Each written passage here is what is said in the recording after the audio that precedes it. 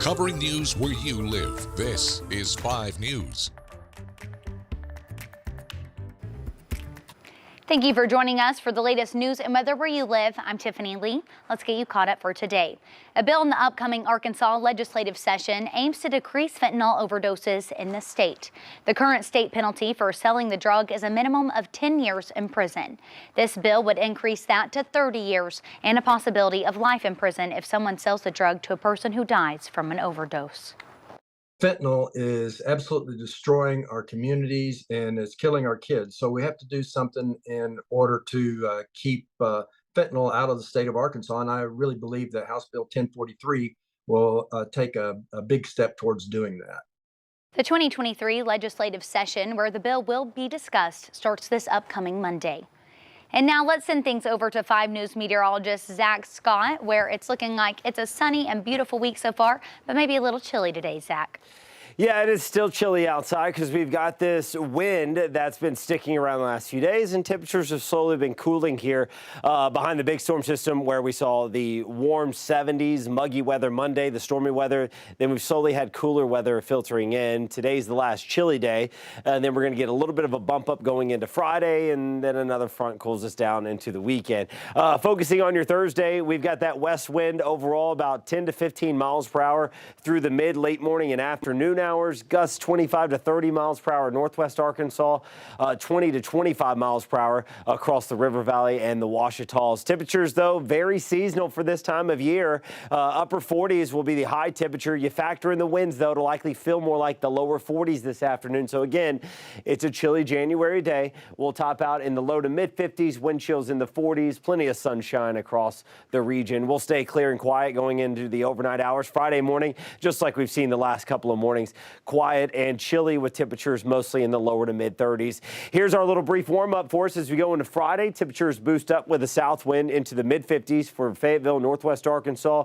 We'll see our highs in the earlier part of the day, and then we'll likely cool down into the 40s as we go through the afternoon. Behind that front, little cool on Sunday, a little bump up Monday, Tuesday for us for northwest Arkansas. We see that bump up in the River Valley as well. Again, more comfortable low 60s Friday. Front comes in a little bit later, a little slower for the River Valley. We'll see temperatures cool through the afternoon. We're cooler there on Sunday as well. Next chance for showers coming in.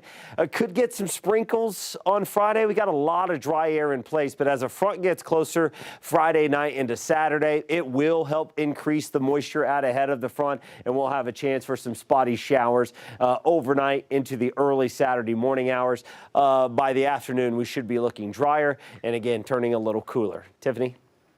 All right, thanks for that, Zach. So an Arkansas woman who claimed Hunter Biden is the father of her child is now asking the court to give her daughter Biden's last name. The motion was filed last week and included 13 reasons as to why the court should grant the motion, one of them being that the child would benefit from carrying the Biden family name.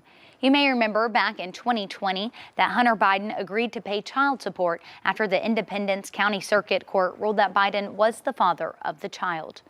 The incident involving Buffalo Bills player Damar Hamlin is shedding light on the importance of being CPR and AED trained. 5 News reporter Rachel Williams spoke to professionals about this topic.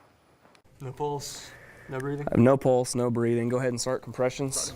According to the American Heart Association, only 18% of people are up to date on their CPR training. Anybody can suffer from cardiac arrest, sudden cardiac arrest, so it's good to be prepared and be able to know what to do in the event that that happens. Pinkley says Monday night's NFL game hit close to home for the city of Springdale. November of '86, there's a big football game between Springdale and Fayetteville. It's a huge rivalry, and one of our players went down with cardiac arrest. They worked him for well over 45 minutes and did get back a pulse, and he did survive that event. The fire department has partnered with an app called Pulse Point to help save lives in case someone needs CPR or goes into cardiac arrest. If you're within a quarter-mile radius of when a call comes in for CPR needed, it will notify you at the same time that crews are being notified. I sat down with Captain Pinkley, who showed me how Pulse Point works. Every minute that's going by without CPR being done, your chance of survival is going down by 10%. So it's very, very important to get good, adequate chest compressions and get AED, get a defibrillation. Mandy Christenberry is a CPR instructor in Fayetteville. She says in Arkansas, not a lot of businesses require employees to be CPR and AED trained. Except for if you're a gym, so any kind of gym with children's or a fitness gym or anything like that. So those are the only businesses that actually right now in Arkansas require you to be trained in that. Medical professionals highly recommend you to get trained.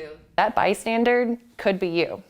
You could be the person walking your dog and all of a sudden your neighbor across the street collapses. So that person's hand or life is literally in your hands. You need to know what to do. Thank you for watching the latest news and weather where you live. I'm Tiffany Lee. Have a great day.